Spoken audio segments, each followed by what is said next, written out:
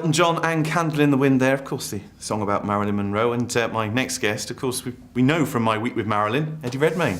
Hello. How are you? I'm good. That was a lovely segue. Did you like that? I love that segue. We worked hard on that one. Yeah. It's been an incredible year for you, actually, hasn't it? Do you know what? I've been very lucky this year. Yeah, as an actor, you sort of start out in the world just trying to get a job, to retain employment, and to be able to do things that you really care about. The Marilyn film, and now this film of Les Miserables, the musical. It's been a complete treat for me. So. I said that most people know you from that first film, My Week with Marilyn. I actually know you because of Sheridan Smith tweeting about you constantly. Oh, really? That's very generous of her. She's not as good as Eddie Redmayne. It was becoming her signature tweet. Oh, well, I'm a huge fan of hers, so that's incredibly flattering. You've made me blush. That's what we're here for. Right. Listen, tell us a bit about your part, 'cause you're Marius. I am Marius. I'm Marius, yes. You've got to say it like that. Yeah, you've got to make him sound heroic. And Marius is a young guy.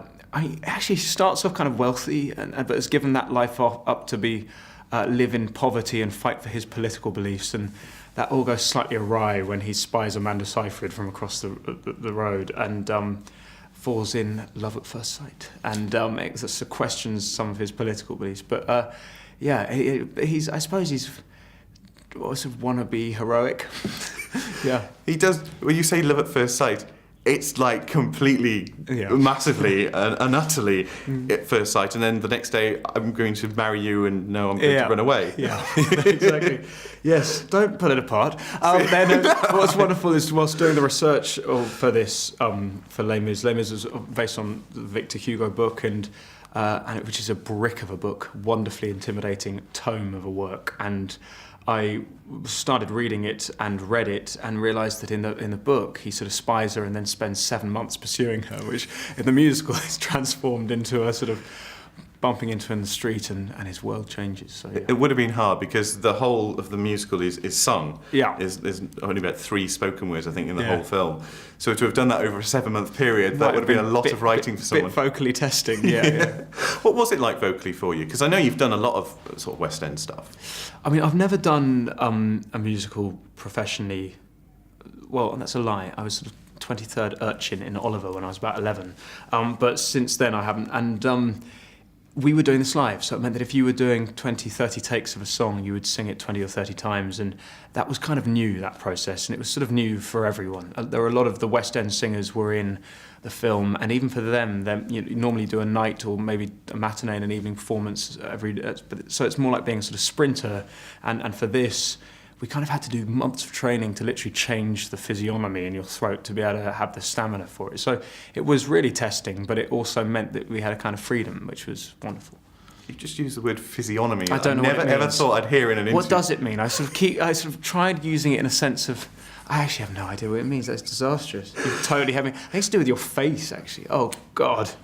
We've given it meaning. Okay. That's what we're here to do. I did it with, I gave it a lot of confidence. Use of it. Thesaurus.com. What's next year going to hold for you? Because obviously this one's been a huge one. Will you be able to top it? Do you know what?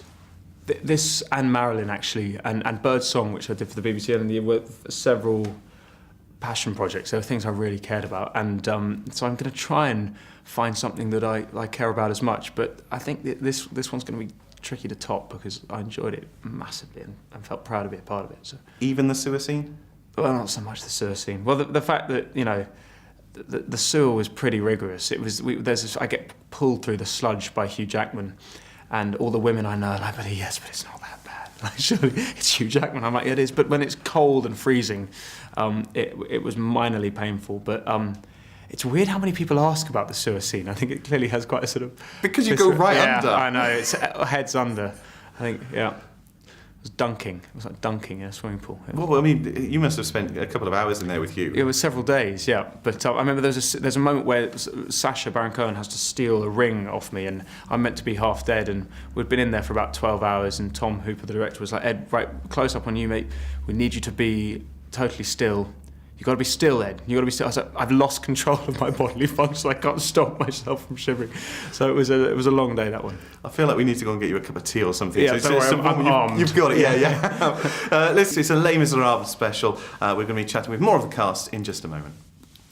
Thank you. Wonderful. Done. Lovely to see you. Thank you very much.